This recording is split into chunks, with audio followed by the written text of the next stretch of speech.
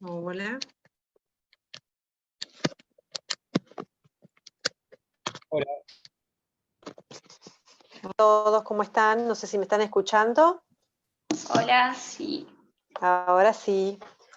Bueno, ahí pudimos entrar, teníamos accidentado el ingreso. Ahí les estoy escribiendo a todos los otros profes que estamos comunicados por WhatsApp en este momento, así que denme un segundito.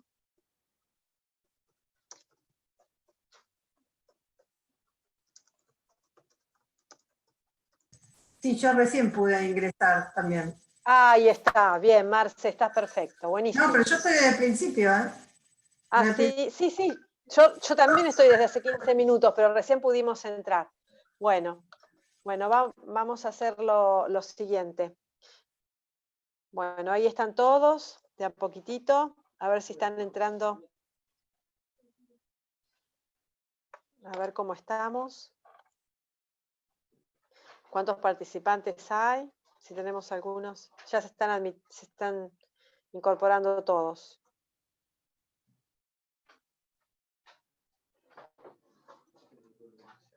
Bueno, ahí muy bien.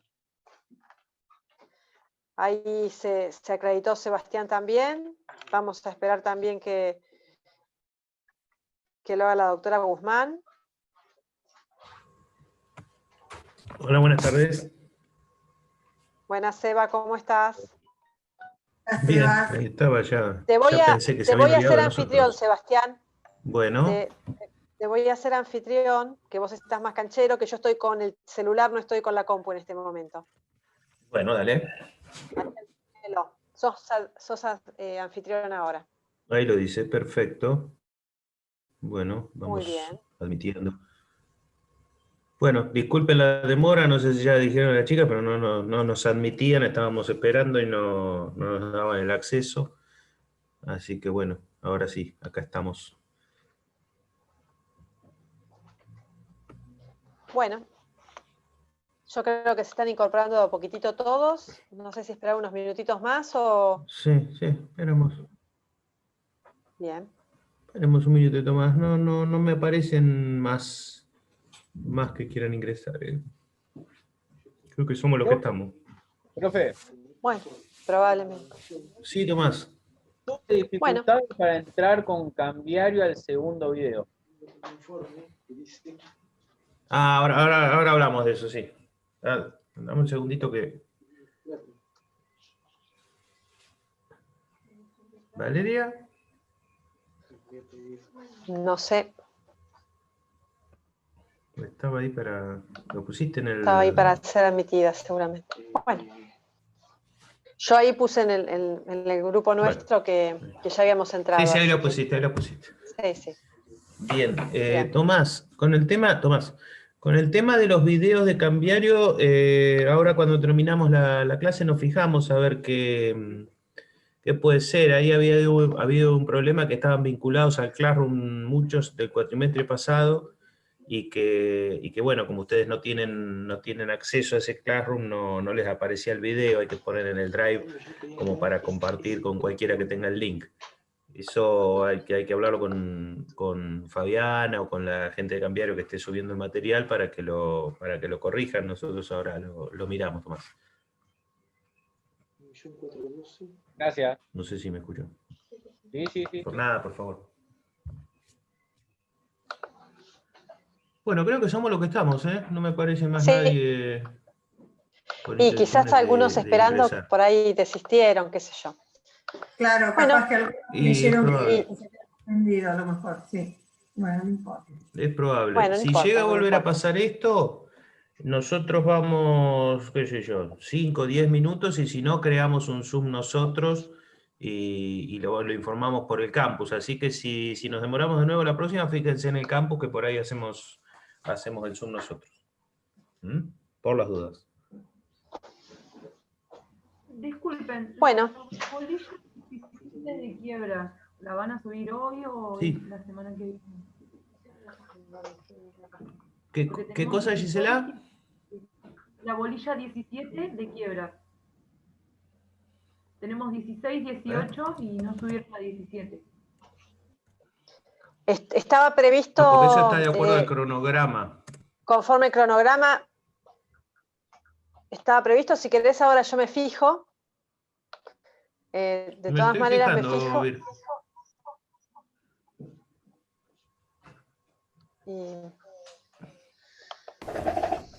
Me estoy fijando acá en el cronograma, ¿ver? Ahí me escuché con delay. Delay.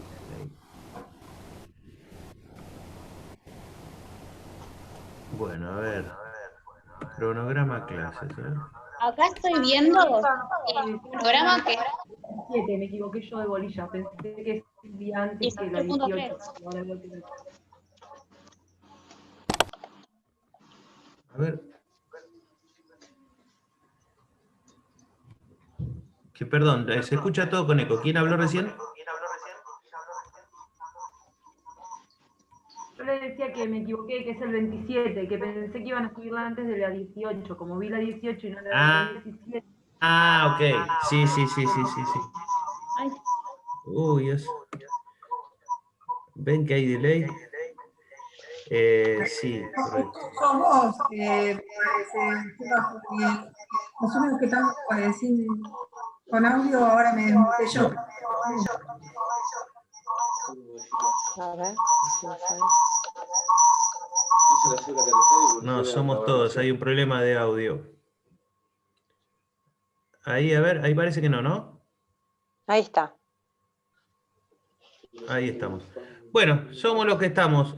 Sí, las clases se van subiendo, el material, mejor dicho, se va subiendo de acuerdo al cronograma que está ahí en el campus, que eso se va respetando, pero bueno, está bien que lo remarquen porque, bueno, puede haber alguna situación a puntualizar. Bueno, no sé, acá estamos. ¿Puedo preguntar? ¿Tienen dudas, consultas, algo que quieran? Sí, claro. A mí me quedó algo incompleto de lo que dio Garauso padre. En el último video, que la verdad que no me completó el tema. Efecto de la sentencia de extensión. No tengo nada. Uh-huh. A ver si me pueden aclarar un poquito cómo es, aunque sean las cosas principales. Así le saco flechas.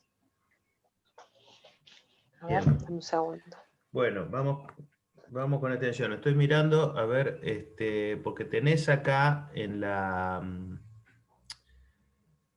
bolilla 13.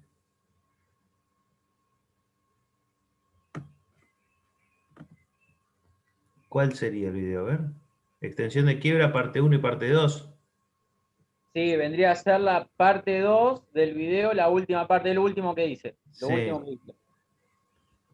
Bien, y ahí queda cortado. No, Bueno, mira, con respecto a acá lo que se pregunta básicamente, no veo que haya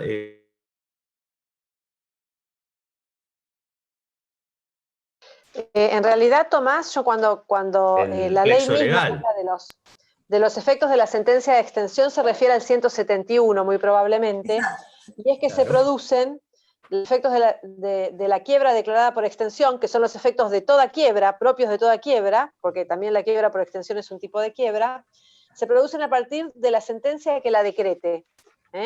Yo creo que en realidad cuando se te pregunta puntualmente por ese tema tiene que ver con el 171, que ya al final del tratamiento de extensión de la quiebra, y que son los efectos propios de todo tipo de sentencia de quiebra, ¿no? Que vos ya los conocés, que tiene efectos personales, patrimoniales, todo tipo de efectos, y que además tiene una connotación especial, obviamente porque es en el marco de una quiebra extendida, ¿no? Pero tiene que ver con que a partir de qué momento se producen los efectos. Claro, más que nada un alcance temporal, tiene que ver con un alcance Exacto. temporal y procedimental. Al final es el procedimiento, en el caso de que corresponda en el 161 procedimiento, o si no corresponde procedimiento en el caso del 160, pero a partir de que se dicta la sentencia de extensión es un tema temporal, más que nada, alcance temporal, no varía salvo los propios efectos que dice Virginia, derivados de la sentencia especial, ¿no es cierto? Pero no, el 161 está bien claro.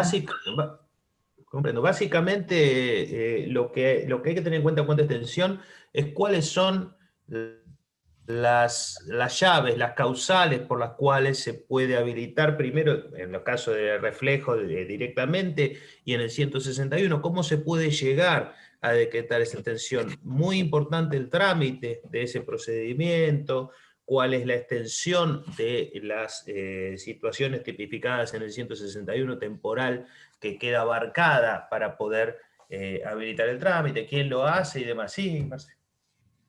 No, y otra cosa que estoy viendo acá, que en el 167 también está,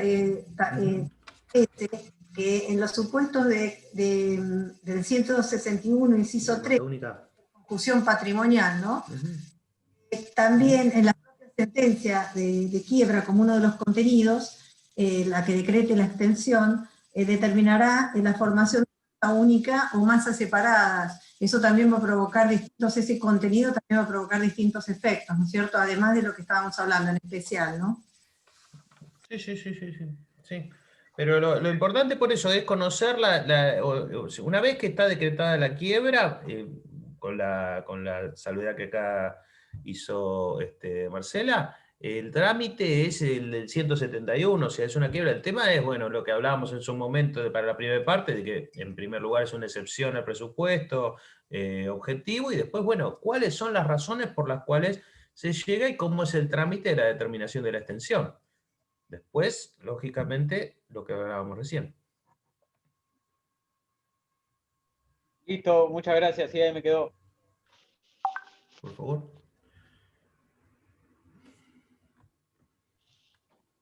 Bueno, no sé, ¿quieren que tratemos algún tema puntual? Tomás, Gisela, Karen, Denisa, Yelén, Gustavo, otro Tomás, y no tengo más nadie. Aprovechen que somos poquitos para preguntar alguna cosa que hayan visto, algo que quieran que por ahí desarrollemos. Sí. Yo hablando justo del tema de la extensión del video, particularmente me surgió una duda respecto de que hizo una diferenciación de prescripción y caducidad, de que para Garauso y alguna parte de la doctrina consideraba que se debería valorar la prescripción, pero otros no. Entonces como que no me quedó duda, había una prescripción de quinquenal, pero la caducidad es de 6 meses. Ahí medio que me perdí un poco cuando vi el video.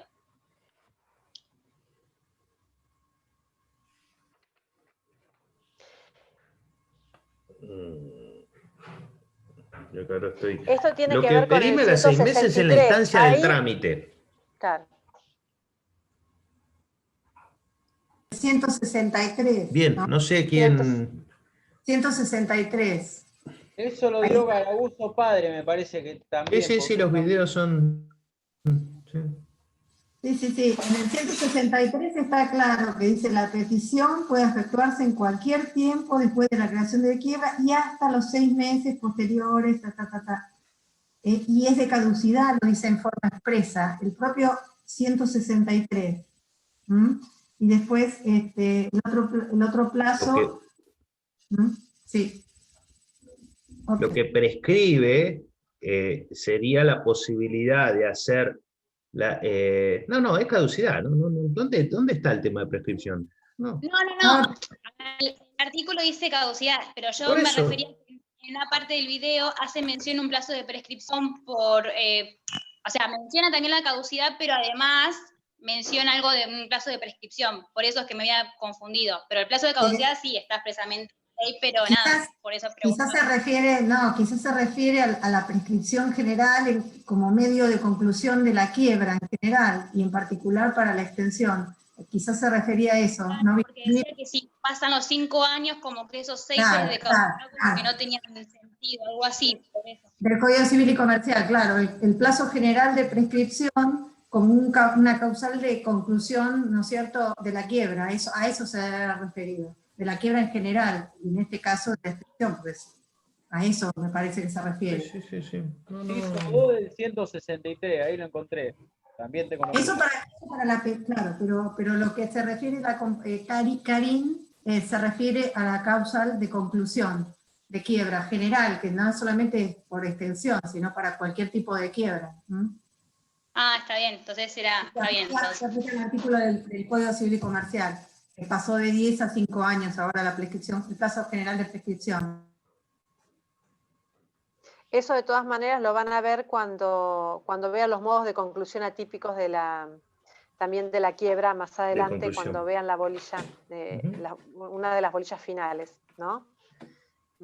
Pero bueno, más allá de que en distintos temas haya discusiones por ahí doctrinarias, distintas posiciones y todo eso, siempre consideren que cuando es terminantemente clara la ley en cuanto que es un plazo de caducidad, ustedes siempre refieran a eso, ¿no? Remitan en todo caso al artículo y al tipo de plazo de que se trata. Muchas veces siempre se hace la comparación cuando hablamos de plazos de caducidad y de prescripción, de qué diferencia hay entre que sea uno de caducidad o uno de prescripción. Pero en este caso está claro que es de caducidad. Yo no sé si tienen alguna pregunta más sobre este tema. Para colmo, hoy me sumé con el teléfono, entonces no los veo tanto como otras veces que me... No, pero nosotros te vemos bien, es más, hay un rayo de luz ahí que te ilumina. Ah, sí. No, pero yo te entiendo, Bill, porque no es lo mismo. Yo cuando estoy con las reuniones por Meet o por Zoom, no es lo mismo cuando estás en el celular, es totalmente diferente, no podés ver bien. Sí, es bastante incómodo, no estoy acostumbrada y es como todo muy chiquitito. Ya estoy chicata, así que peor todavía. Aparte no se ve y aparte no podés... No veo, en serio, no veo, no es lo mismo. No los visualizo, no les veo la carita, es que me gusta verlos, pero no los veo. Pero estamos nosotros. Tranqui. Bueno, para cerrar entonces esto de extensión, más allá de los videos, o sea, es conocer la ley, básicamente como en casi todo, salvo, bueno, las primeras bolillas, los principios o alguna cosa puntual que nosotros indiquemos aquí, es manejar el trámite establecido en la ley. Por supuesto que hay discusiones doctrinarias como las hay de casi todo, ¿no? Pero acá es claro que habla de caducidad, así que no se enrosquen tanto con eso. Bien, ¿qué más? No sé si para esta semana ustedes tenían las bolillas la 15 y ¿Qué tal estuvieron 16, con la bolilla 15, ¿no? por ejemplo? Inhabilitación, que es un lindo tema, por ejemplo, y que ahora tienen también un trabajo práctico. ¿Cómo van? ¿Han podido leer un poco el material? ¿Tienen alguna duda de inhabilitación? Inhabilitación sí que es uno de los temas que además en la práctica para ustedes es importante, ¿no? También. Sí. A ver si más o menos lo han llegado a leer.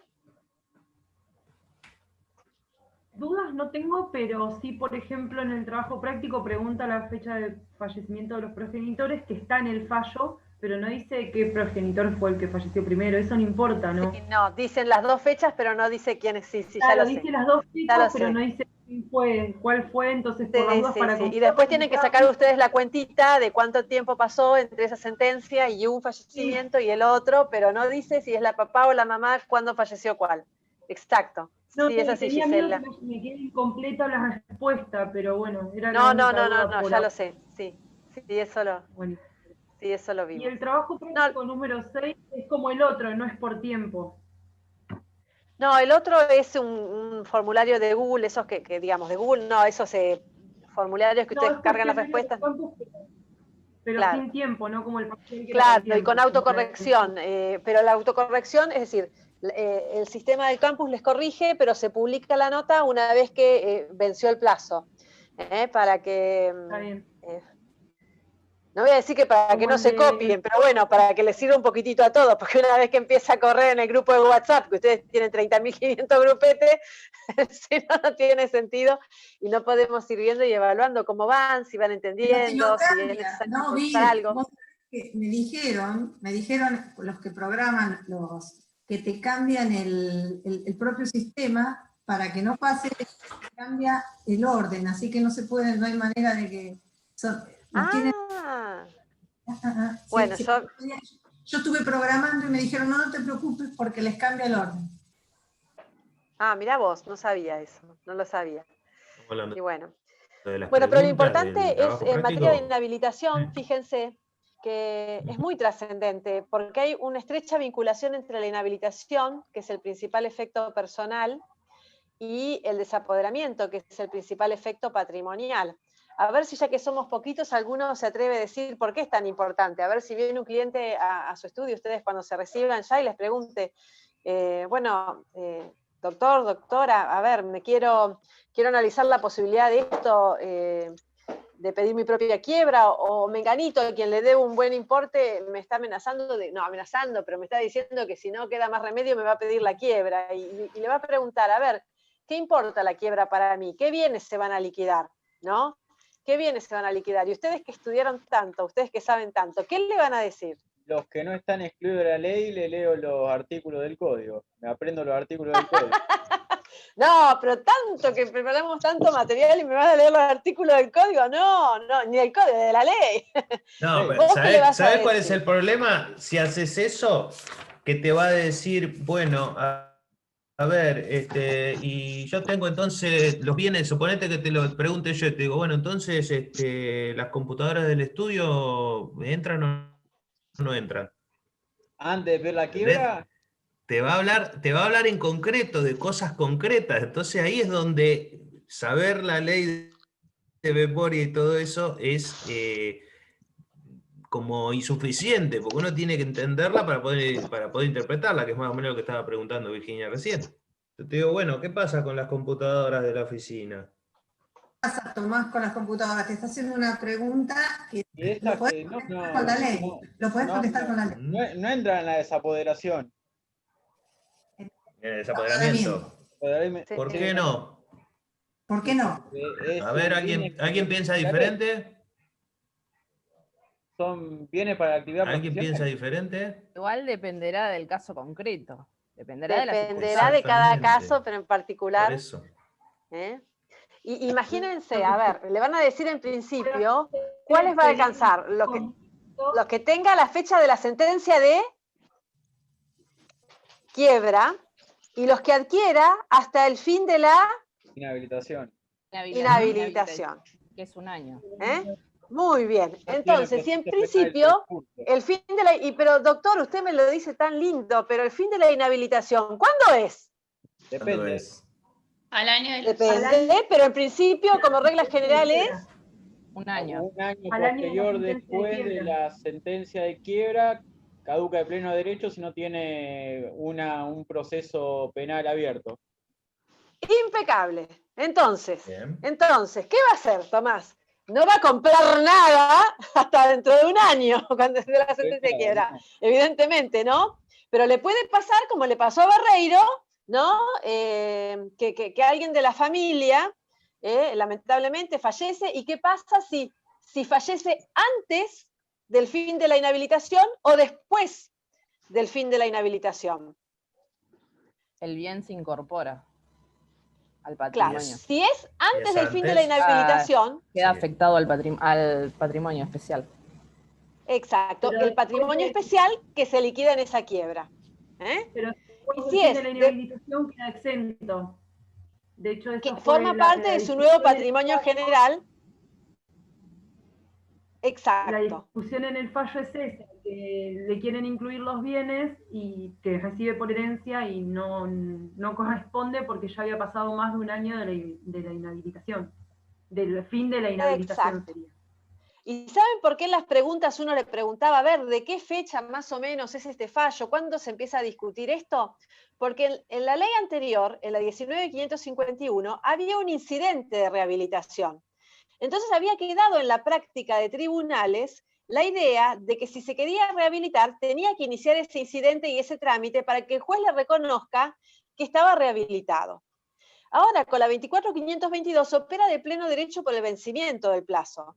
Pero como el caso este de Barreiro era medio fronterizo, era recién cuando había salido la nueva ley, todavía estaba en la costumbre el hecho de iniciar estos trámites para tener la certeza, sobre todo porque el síndico de Barreiro, no habría mucho la quiebra de Barreiro, el síndico de Barreiro quería liquidarlo. Entonces había que lograr un pronunciamiento judicial que diera estas certezas. Pero en realidad cuando llega a la corte, ¿qué le dicen? Señores, la ley es clara, no necesitamos ni siquiera un trámite que lo declare rehabilitado. Pero si lo inician como en este caso, como el cese de la inhabilitación opera de pleno derecho por el vencimiento del plazo, el pronunciamiento que se dicte en ese trámite que le hayan dado, ¿de qué carácter va a ser el pronunciamiento? Tiene efecto retroactivo al día de la fecha que operó el vencimiento. Exacto, porque es de tipo constitutivo o declarativo. Declarativo. Perfecto. En el único caso que podría llegar a ser constitutivo es en los otros casos de excepción, cuando reduce, cuando prorroga, cuando retoma vigencia, pero en principio, cuando se trata del simple vencimiento del plazo, como cesa de pleno derecho, tiene carácter declarativo. Declarativo. Y es re importante esto, porque importa qué es lo que se liquida y qué es lo que no se liquida. ¿Qué es lo que no se liquida? Si se liquida todo este patrimonio especial y queda un remanente, se satisface todos los créditos, todo queda un remanente. Ese remanente, ¿qué se hace con ese remanente? ¿Se utiliza con las deudas posteriores a la sentencia de quiebra? ¿Puede ser? Muy bien. ¿Y Sí. el saldo? Va a ir al ¿Y hay un saldo todavía? Los intereses. Si hay un saldo, vuelve al deudor. Muy bien, el saldo vuelve al deudor, porque el deudor es desapoderado, pero no desapropiado. Tiene el derecho al saldo. Muy bien, se dieron cuenta que están reafilados con esto que han leído, ¿no? Que tienen un montón de detalles que...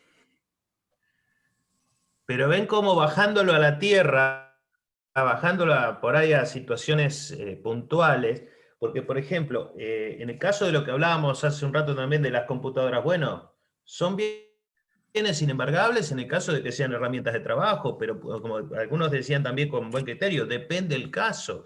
Yo tengo un vehículo, ¿está dentro del desapoderamiento o no está dentro del desapoderamiento? Bueno, si se trata de una empresa de transporte, seguramente no.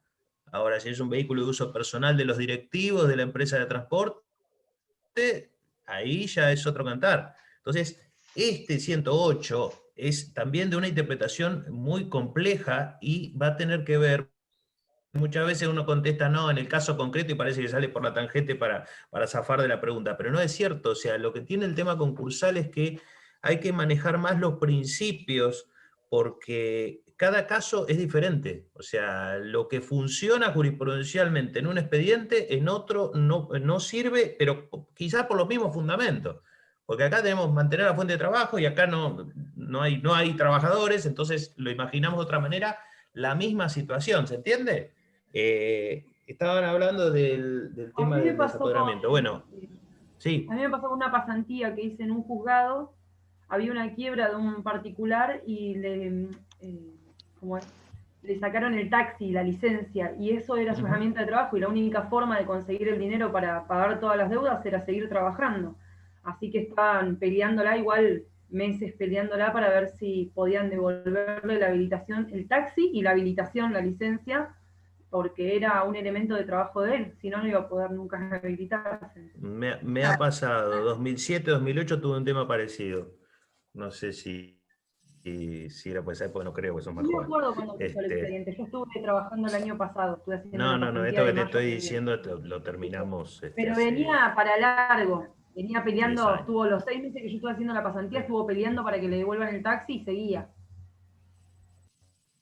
Bueno, ahí tenés, pero también es cierto que ese elemento tiene un valor patrimonial y que por ahí estás dejando sin, porque del otro lado también están, o sea, acá no es que pensamos nada más que del lado del concursado, también uno lo tiene que ver del lado de los acreedores. Lo más probable el día de mañana es que va a haber, siempre hay más abogados que para los acreedores que hay un abogado del concursado y muchos acreedores. Lo más probable es que en algún momento de sus carreras alguien les haga una consulta de esta naturaleza, por eso son cosas que tienen que manejar, por más que no se dediquen eventualmente el día de mañana al derecho concursal, ¿no? De tratar de proteger, de velar por la integridad de ese patrimonio, porque si no, no van a cobrar. Entonces son cosas que hay que tener bien claras. Después, bueno, la relación, entonces, lo que preguntaba Virginia Marcela recién, la relación entre el principal efecto patrimonial, el desapoderamiento, que no implica la pérdida de los bienes, tengamos, la pérdida de la propiedad, mejor dicho, tengamos claro eso, y la inhabilitación, que es el principal efecto personal, es una pregunta que normalmente, que no está, digámoslo, a Guillermo le gusta hacerla, relacione principal efecto personal con el principal efecto patrimonial, y tiene que ver justamente con esto que hablábamos recién. Profe, yo tengo También fíjense que cuando... Una curiosidad tengo yo. Dale. ¿Cómo cobra un abogado de una persona que quebró y le liquidaron todos los bienes para pagar cuentas? Porque se me viene a la cabeza eso y digo, no sé cómo podría haber. Lo que pasa es que no tiene carácter alimentario el honorario del abogado y tiene que cobrar igual. Sí, pero si le Con suerte, liquidan ¿no? los bienes para pagar deuda, no sé, que se guarda una partecita para el abogado o cómo es, porque si no nadie haría esto. No es una deuda, no es La postconcursal.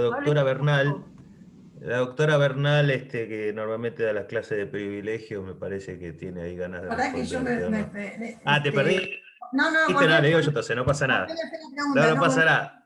Volver a hacer la pregunta, no, volver a hacer la pregunta. No, hablaba básicamente de las costas del proceso, de tema honorarios, dice que en una quiebra, cómo cobran los profesionales intervinientes. No, bueno, pero las costas de los que tienen privilegio como gastos del concurso, o sea, gastos de justicia del 240, son aquellos que hubieran beneficiado al trámite del proceso general. O el caso de la búsqueda tampoco, porque el abogado del acreedor hipotecario prendal en un concurso especial está a cargo, o sea, preferencia al 244, ¿no es cierto? Está a cargo aparte en el... No tiene preferencia, no va dentro del régimen de privilegios. No sé, Virginia, vos si pensás otra cosa diferente, pero... Ustedes acuérdense algo, que la preocupación de ustedes para el desempeño del día de mañana es que, en realidad, el fallido conserva la facultad de desempeñar tareas artesanales, profesionales en relación de dependencia, con las limitaciones, se encuentra alcanzado de desapoderamiento, pero también con las limitaciones del artículo 108. Con lo cual, por ejemplo, si ustedes dicen, si yo soy abogado del fallido, por ejemplo, más allá de que, bueno, de que en el expediente haya una realidad de los bienes que se liquidan y todo, ustedes acuérdense que él va a tener una fuente de ingresos también, que está permitido que siga trabajando, y que hay un decreto incluso que establece hasta que no va a ser... Él está permitido no solamente que siga trabajando por una cuestión alimentaria, sino que está establecida también la proporción que va a ser embargable de su salario, y que esa sola proporción es la que va a entrar en desapoderamiento. Entonces, por ejemplo, para que ustedes me vayan siguiendo, si él cobra un salario que nunca tendría que ser inferior al salario mínimo vital y móvil, pero puede ser que trabaje media jornada, por ejemplo, y sea proporcional a esa media jornada, va a ser inembargable. el 14 de octubre el Consejo de Salario se reunió y modificó el salario mínimo vital y móvil, que hasta hace poquito era 16.875, ahora pasó a ser 18.900 a partir del mes de octubre, y después gradualmente va a ir creciendo hasta 21.600 en el mes de marzo. Pero hasta 18.900 es inembargable. Lo que exceda 18.900 pero no lo duplique, solamente va a ser, por lo que exceda, embargable en el 10%.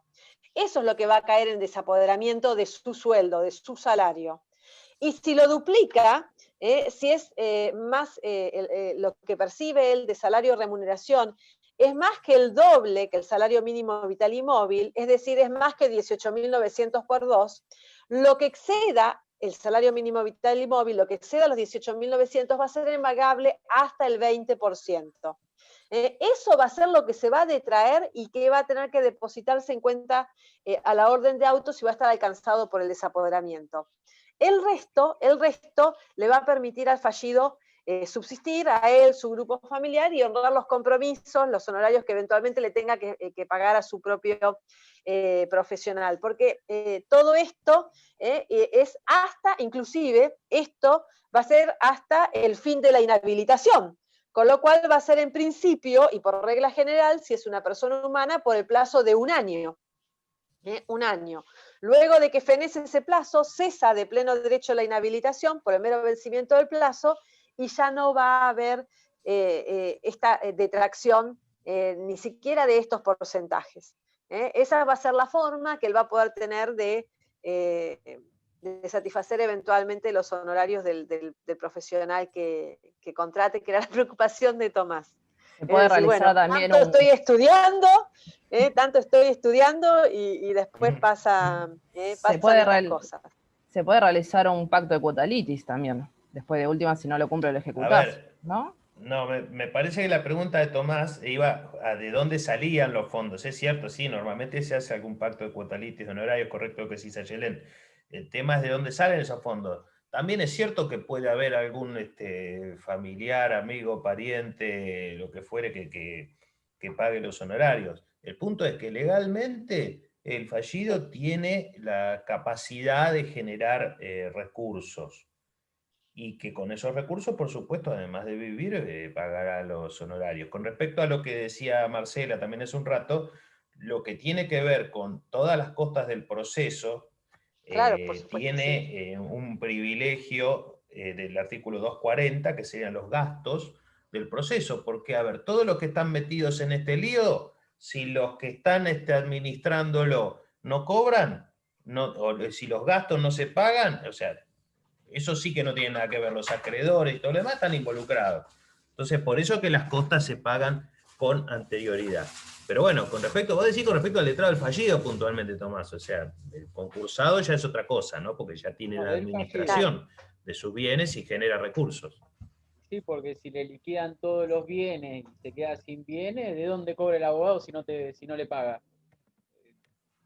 Igual también es el que te lleva el caso. Si no cumplís con la persona que te está llevando el caso. Ah, no, olvídate. No, eso en cualquier es como que uno puede, obviamente, por qué sé yo, por una vocación altruista, darle una mano a alguien, ayudar, pero vamos a hacer amparo de salud, ese tipo de cosas, ¿no? Haremos otro tema, sí. Porque está claro que el resto del síndico, de los otros, van a cobrar en la medida de que sea suficiente el producido de los bienes, Está claro. Lo tuyo, porque estaba enfocado más tu pregunta a los honorarios del abogado del propio fallido. Claro. Todo el resto cobrarán si alcanza la liquidación. Y si no, no cobrarán. Así de simple. Pero el síndico tiene una preferencia. Claro, de lo que hace. Claro, que ni siquiera sería una preferencia que algunos dicen que ni siquiera es un privilegio, porque estaría. Claro. ¿No es cierto? No necesita ni siquiera verificar la preferencia del crédito. No, por supuesto. Del síndico, sí, de los honorarios.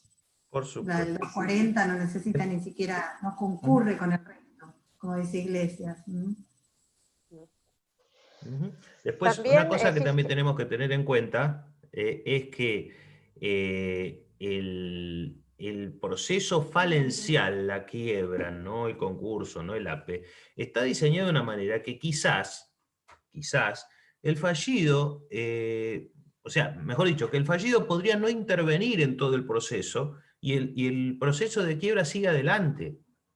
¿Está? O sea, muchas veces ocurre que hay quiebras donde el fallido no tiene intervención, porque bueno, ya está, ya declaró perdido por perdido, o no está. Fíjense que dentro de los artículos que hablan de hechos revelados de cesión de pago, habla de ocultamiento del deudor. Entonces, puede ocurrir que haya quiebras donde el fallido no tiene intervención o tiene una mínima intervención.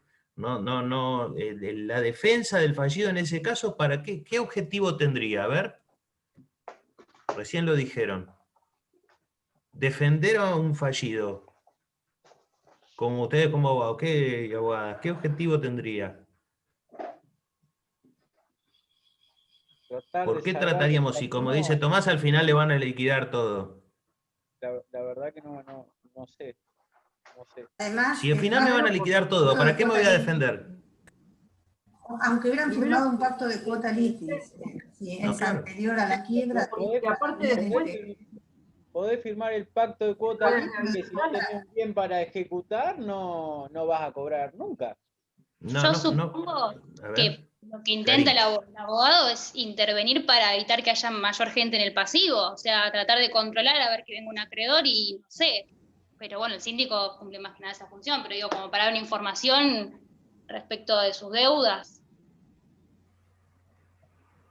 ¿Y a los fines de evitar para que- qué? Si me van a liquidar todo, ¿qué me importa como fallido que cobren todos o que cobre la mitad o que no el día de cobre mañana nadie? la Si yo voy a perder situación todos los económica bienes. del fallido puede mejorar. Por la vocación que tiene el fallido al remanente, porque no pierde la propiedad de los bienes y porque lo que va a intentar puede ser o salir de la quiebra por una vía no liquidativa, que ya las vamos a ver más adelante, avenimiento, pago total y demás, carta de pago mejor dicho, o achicar de manera tal esas pretensiones que pueden ser desmedidas por parte de los acreedores para que justamente quede un remanente que, pagados los intereses, siempre me confundo, ¿remanente o saldo, chicas? Al principio es remanente, Saldo. el remanente Saldo. se aplica Sí, saldo. a los intereses superiores y el saldo se entrega al deudor. Lo que se hace en Saldo, doctrina por siempre eso. se habla del Entonces sería derecho la al vocación al remanente saldo. y en realidad es la Bien. vocación al saldo. Al vocación al saldo, correcto. Entonces, ese saldo que puede llegar a quedar, que generalmente es de laboratorio hipotético, pero alguna vez lo he visto. Generalmente yo digo que si hay saldo en una quiebra es porque es un caso de mala praxis, hubo mal asesoramiento, se podía haber arreglado de otra manera. Si liquidado todos los bienes, se le pagaron a todos los acreedores y los intereses y encima sobraron bienes, evidentemente había otras alternativas, ¿no? Pero bueno, esa intención del fallido de ser defendido tiene que ver con tratar de proteger ese patrimonio que todavía no perdió. O sea, no es que la quiebra es, feo lo que digo, pero que se entienda, la sentencia de muerte comercial. Todavía puede haber alguna posibilidad de salir adelante, les vuelvo a decir, llegando a un acuerdo donde quizás pague un tercero, donde se lleguen a acuerdos individuales que se instrumentan en un avenimiento, o la última esperanza de que sobre algo. Por eso es que el fallido podría llegar a requerir un asesoramiento letrado para defender esos bienes. Pero también podría pasar que el fallido no tome intervención en el proceso y el proceso igualmente sigue adelante y se liquida todo. Mirá todo lo que disparó tu pregunta, Tomás. Dejo volar mi imaginación, eso es lo que pasa. Está bien, no, que hay Una que pensar pregunta. fuera de la caja. Sí. Una pregunta respecto de los acreedores del sujeto fallecido. Sí. Respecto a que tiene un derecho sobre el remanente, en caso de que los bienes ingresaran al patrimonio afectado respecto a una quiebra. Primero cobran los acreedores de la quiebra para luego cobrar los acreedores del sujeto fallecido, ¿no? O sea, ¿cómo es Sí, el orden? El 111. El 111, ¿no? en el 111, es un supuesto de postergación, ¿no es cierto? Sí. porque los bienes que ingresan al patrimonio del fallido van a ser desapoderados. Y entonces los acreedores del fallecido, del patrimonio del fallecido, o patrimonio del causante, van a ser postergados en la quiebra del fallido luego del último quirografario. Es un supuesto de postergación legal. Sí, porque creo que el doctor Garaguso había dicho de que hay como una desigualdad, hay ciertos autores que opinan que hay una desigualdad entre acreedores. ¿Puede ser? Sí, mira, yo hace mucho que no comparto, pero me acuerdo que en varias veces que lo he escuchado, se han discutido con relación a que va en contra también del sistema patrimonial del régimen sucesorio, ese artículo 111. Así que sí, hay gente que no piensa lo mismo. Claramente, con relación a la postergación legal del artículo 111. A eso se ha referido el doctor Garaguso. Sí, comparto, y me parece que hay fíjense que el 111 es justamente, el artículo siguiente es justo el 110 que veníamos hablando antes con Tomás y que explica un poco o integra todo lo que venimos hablando, ¿no? De que el fallido pierde la legitimación procesal respecto de los bienes desapoderados y la conserva respecto de lo no desapoderado. Y justamente le queda una legitimación de tipo residual. Por eso también, para ese actuar en justicia, por esa legitimación de tipo residual, es que va a necesitar el patrocinio, digamos, letrado, pero que queda más acotado, porque normalmente le queda una... Seguís con lo de los honorarios del abogado. Sí, no, yo sigo porque para que comprendan que la pérdida de legitimación le deja más acotado el campo de actuación al abogado del fallido. Es que en realidad no le quedan tantas fichitas que jugar, le queda lo que hace a la legitimación de tipo residual que le queda al fallido, está claro, porque si no es como que tampoco se comprende y cierra un poco la explicación, digamos, anterior. No sé si vieron la parte de contrato ya. Perdón, Bill, porque se va la voz, por eso creí que había terminado. Perdona. No, está bien. Les hago una pregunta. Ya vieron la parte de régimen de contratos, ¿no? No. ¿No la 18? O están recién empezando a ver, ¿no? Lo nombraron, me parece. No, porque como ustedes hablaron de contrato de pacto de donaciones, ¿no? Yo digo, si el pacto de cuota litis se hubiera inscrito con anterioridad, hubiera firmado con anterioridad a la sentencia de quiebra, ese contrato, ¿cómo estaría afectado? ¿Qué les parece? Ingreso al patrimonio. ¿Quién le quiera verificar? Afectado. Por eso no han visto la parte de contrato. No vimos nada de eso. Bueno, cuando lo vean la semana que viene, volvemos a aprovechar para...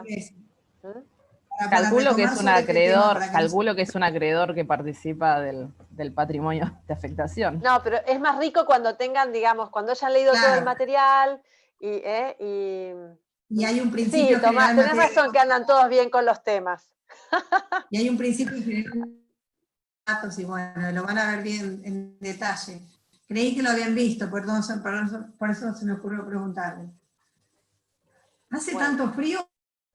Hace un frío tremendo. Esto está muy interesante, me encanta esto de charlar así relajadamente como una charla de café. Hasta ahora ha hablado un montón Tomás. ¿Hay alguien más que quiere un poquitito hablar? A mí me surgió una duda respecto al tema de la inhabilitación. No prendo la cámara porque se me traba todo y por eso. Bien. ¿Cómo te llamas? A ver que no te vemos. Karin. Acá a ver si me bien. Sí, tranquilo. El tema de para que tengo que apagar. El tema que yo vi en el PowerPoint, que había dos posturas respecto a la retoma de su vigencia en cuanto en el caso de que, por ejemplo, se inicie un proceso penal con posterioridad al año de inhabilitación, que ya se ha procedido a su rehabilitación, había dos posturas que, qué sé yo, a mí me surgió la duda por el hecho de decir, como que es importante determinar a ver si se sigue una postura que es la que considera que pasó el año y listo, todo lo posterior no se afecta al desapoderamiento, o si bien es como si nunca hubiese pasado ese año y siguió su desapoderamiento. ¿Puede ser que lo haya comprendido, las dos opciones? En realidad, las dos posturas, es decir, si cuando retoma su vigencia, la inhabilitación, es solamente con relación a los efectos personales, a lo que puede o no ser el fallido, en cuanto al ejercicio del comercio, por sí o por interpósita persona, todo esto que te limita a hacer dentro del ámbito de los efectos personales, o si también tiene y arrastra consecuencias patrimoniales, es decir, que cuando retoma su vigencia también se extiende el desapoderamiento hasta el fin de esa inhabilitación que retoma su vigencia. ¿Me comprendés? Ahí está la discusión. La mayoría, ante indubio pro debitoris, ante la duda, la mayoría se inclina en sostener que en realidad la extensión del desapoderamiento va a estar marcada por el primer cese de la inhabilitación, y cuando retoma su vigencia lo hace solamente con relación a estas limitaciones o efectos personales, a lo que puede hacer o no hacer él, si puede ejercer o no el comercio por sí, por interpósita persona, si puede hacer cualquiera de estas cosas que indica el artículo 238. ¿Se comprende, Karim? Sí, se comprendía. Pasa que me surgía como que dependiendo qué postura se seguía, es como que va a depender si tiene que rezar, no sé, el fallido para que no le inicien un proceso penal, porque si no como que se retrocede, por lo que entendí. Como que me imaginé claro, que... en realidad, sabés que ahí la clave de todo esto es el juez como director del proceso. Va a ser lo que el juez resuelva, y ahí va a estar un síndico que por ahí lo que va a pedir es que se extienda lo más posible para alcanzar y abarcar más bienes, para que se liquide, ¿me entendés? Sí, para que va a depender todo.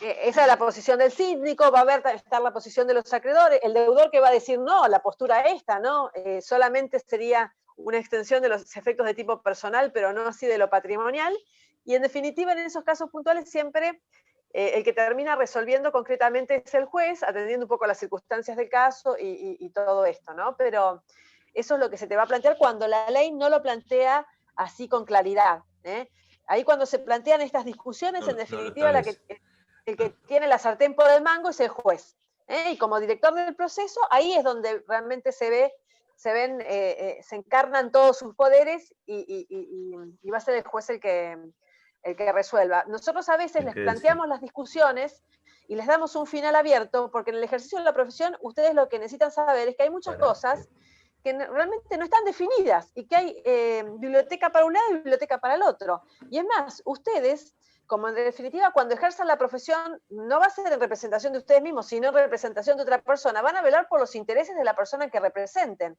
Entonces, muchas veces no tienen que tener posiciones cerradas y decir, bueno, en este caso puntual me sirve este sector de la biblioteca porque acá estoy representando un acreedor y necesito defender esta postura. Pero quizá en otro expediente van a estar representando al deudor y quizá les convenga justamente el otro lado de la biblioteca. Y si son jueces, ahí sí que se van a tener que poner a pensar. Le aconsejo que no escriban nada, publiquen, que después están en el horno. Si publican algo... Claro, cuando uno publica y dice... Ha pasado, porque uno pone una claro, postura y yo después pienso tal cosa, y después hay que poner la caripela cuando que por un cliente uno tiene que decir totalmente lo contrario a lo que uno tiene escrito y publicado, ¿no? Porque eso es complicado, imagínense. Y después, bueno, el juez es lo que es más... ahí sí hay que tomar posición, porque conforme los argumentos... Pero igualmente tiene que ver siempre con el principio de congruencia, lo que piden las partes y en función de eso también el juez resolverá, ¿no? Pero bueno... Así es, chicos. Bien, quería agregar a lo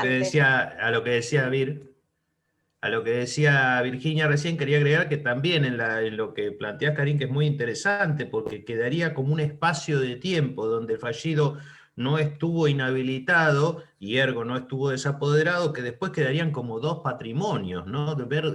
Y ahí hay un tema también de protección de intereses de terceros que puedan haber llegado a celebrar algún tipo de actos jurídicos con el fallido. Entonces no es solo, y por otro lado, esa cuestión de la incongruencia de que haya como el patrimonio hasta acá está desapoderado, después de acá no, y después de acá casi de nuevo. Entonces la postura más coherente, más lógica, para proteger eventualmente los derechos de tercero y para darle una lógica al tema es que el primer corte, que generalmente va a ser al año, va a ser el definitivo con respecto al desapoderamiento. Y también es cierto que eventualmente, si se llegara a descubrir que hay un delito grave por parte del fallido, bueno, también existen otros medios y otras ramas del derecho. Esto es nada más que una parte del derecho argentino, donde lo podrá responsabilizar, por supuesto personal, pero también patrimonialmente, si ha desarrollado conductas fraudulentas, ¿bien? Entonces no es que queda ahí la cuestión irresuelta, ni mucho menos. Así que bueno, por lo menos la postura nuestra, no sé si Marcela vos también opinás igual, sería que en ese supuesto se tendría que determinar en el primer corte la cuestión del desapoderamiento. Tal cual, tal cual. ¿Alguna pregunta más, chicos? Tomás está callado, callamos a Tomás, ya no le quedan más preguntas. Silencio. Silencio de Tomás. Un poquito, pero queda... Una pregunta. Una pregunta. Están cómodos porque recién aprobaron el examen, ahora ya claro, la le falta que viene mucho otra, para ya el les agarra la... Respecto a los bienes excluidos del 108, la administración de los bienes propios del cónyuge, según la unificación y la reforma del Código Civil y Comercial, que bueno, establece dos regímenes, sigue el ganancial y el otro régimen que bueno, que el cónyuge puede, el prenupcial, respecto de los bienes gananciales, en ese caso de que se adopte el régimen gananciales, o sea, esos bienes quedan excluidos de la afectación del patrimonio. ¿Cómo se aplicaría este artículo? O sea, que no quedan afectados. Lo que habla acá, los bienes propios del cónyuge, obviamente, los bienes propios del cónyuge son del cónyuge, o sea, lo que se refiere acá a la administración, justamente por lo que disponen los artículos siguientes, sobre todo el 109, que dice que todos los actos de administración sobre bienes que tenga que hacer el fallido queda limitado en esa administración, que es parte del desapoderamiento, y es reemplazado en lo pertinente por la sindicatura. Ahora bien, no tendría sentido que la sindicatura se ponga a administrar los bienes propios del cónyuge. Entonces ahí es donde está la excepción, pero no con respecto a los bienes, sino con las facultades o los poderes esos de administración, de celebración de actos administrativos sobre bienes ajenos. ¿Bien? Hay alguna cuestión que podríamos... ¿Los bienes comunes? 50 y 50. Ah, por ejemplo, si quiero vender una casa... 50 y 50, se liquida el 50. Perfecto. Eso era. Pero en este caso se refiere más a algo que como diría una palabra antigua de Virginia, una rémora del régimen anterior derogado, anterior al Código Civil y Comercial, en que el marido administraba los bienes de la mujer. Pero dice cónyuge, no dice de la mujer, ¿eh? Dice cónyuge, no dice de la mujer. Eso es el Código Civil de Vélez, que muchas veces... Vélez sí no tenía el tema de la dote. Tiene una... Bueno.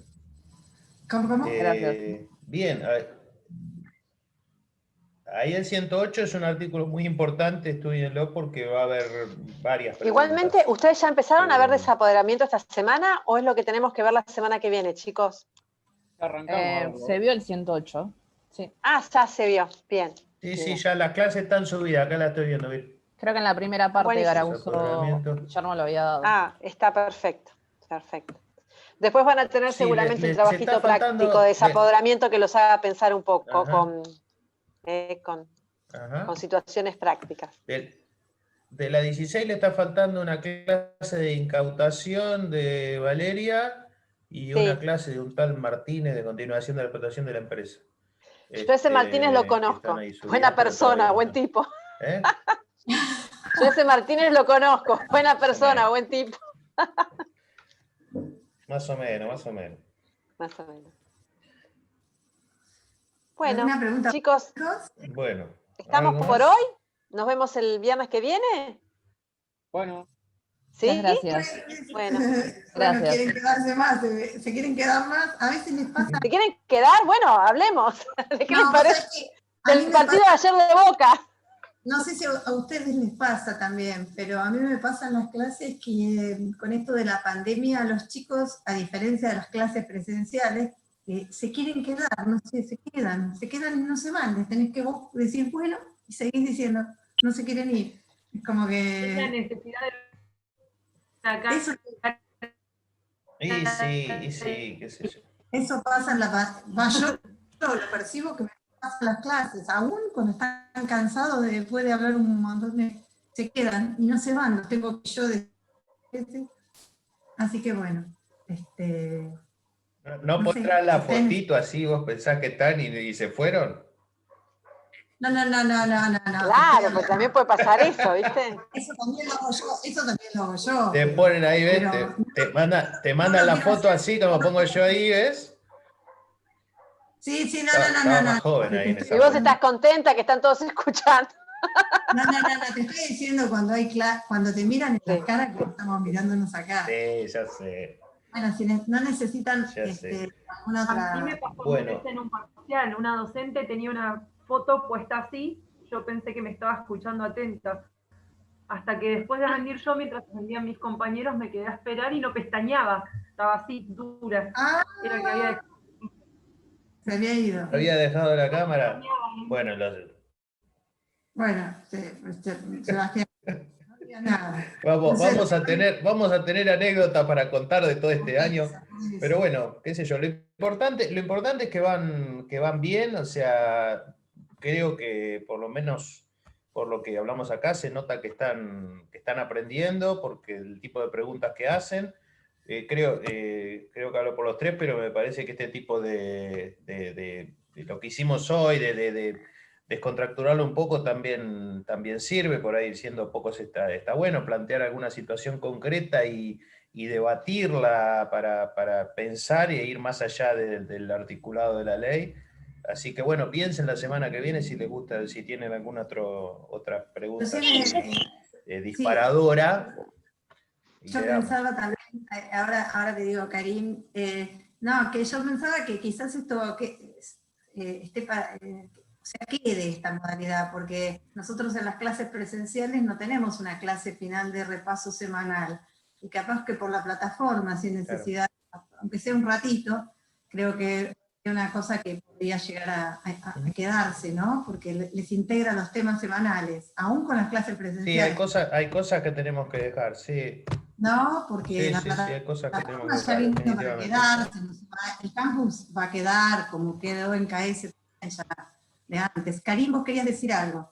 No, iba a hacer un comentario respecto a lo que sucedió en la reunión de hoy, que digo que está bueno, porque muchas veces con el tema de la pandemia y eso, esto está bueno para hacer preguntas prácticas, que eso por ahí es lo que a uno casi a recibirse está bueno empezar a hablar de lo que sucede en los hechos reales, porque uno puede leer la ley, pero sin embargo escuchar no sé, de profesionales que cuenten su experiencia y todo, a mí, por ejemplo, me sirve, y eso que por ahí en las clases presenciales sucedía, y por tanto ahora no sucede, está bueno tener este momento como para charlar y debatir esto. Es no un comentario así al pasar, quería hacer. No, súper constructivo, sí. Porque las cosas que sumaron de la pandemia, yo creo que hay que dejarlas. O sea, la presencialidad está muy buena, pero las nuevas las TICs y todas estas herramientas de estos entornos virtuales creo que han enriquecido, y lo bueno hay que aprovecharlo. Lo bueno hay que aprovecharlo. Pero no solo acá, sino en el ámbito, seguro, pero en varios ámbitos. Por ejemplo, en el ámbito tribunalicio también. Ayer tuve una audiencia en Dolores y estaba acá en mi casa tomando café. Y si no hubiera tenido que viajar, una audiencia informativa de 5 minutos, y hubiera tenido que perderme todo el día, y estábamos ahí, todos hablando, bueno, todo bien, y terminó en 10 minutos, y uno puede trabajar mejor, ¿no? Sí, está muy bueno, está muy bueno. Bueno, chicos, de mi lado. Bueno, muchas gracias. Piensen entonces algo en función de lo que vieron para la semana que viene. ¿Qué decías, Tomás? Buen fin de semana. Dale, que descansen. Bueno, gracias. cualquier cosa nos hablamos en la semana y si no, viernes que viene. Chao. Chau. Chao, chao.